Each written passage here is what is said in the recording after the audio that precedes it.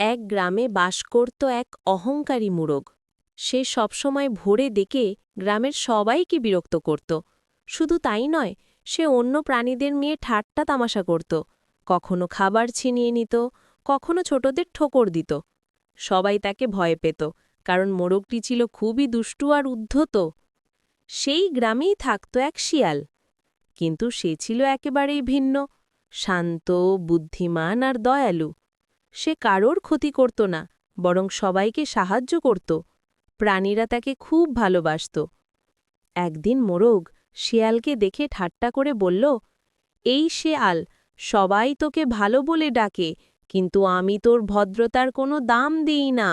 আমি চাইলে তোর কাছ থেকে খাবার ছিনিয়ে নিতে পারি। তুই আমার কিচ্ছু করতে পারবি না, বুঝলি? শিয়াল শান্তভাবে উত্তর দিল, খারাপ কাজ করে কখনো সম্মান পাওয়া যায় না। দয়া আর সততার মধ্যেই প্রকৃত শক্তি। মোরগ হেসে বলল, আমি তোর ওই ভদ্রতার কথা শুনতে চাই না। এরপর একদিন মোরগ চুরি করতে গিয়ে ফাঁদে আটকা পড়ল। সে প্রাণপণে ডেকে সাহায্য চাইছিল, কিন্তু গ্রামের কেউ এগিয়ে এলো না, কারণ তার খারাপ স্বভাবের জন্য কেউ তাকে ভালোবাসত না। তখন সেই ভালো শেয়াল এগিয়ে গেল। মোরগ অবাক হয়ে বলল, তুই তুই আমাকে বাঁচাতে আসবি না?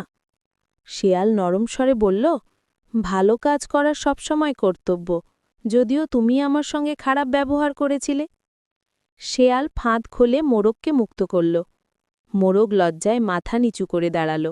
সে প্রথমবার বুঝল, খারাপ ব্যবহার মানুষকে একা করে দেয়, কিন্তু ভালো ব্যবহার সবার হৃদয় জায়গা। Please like and subscribe.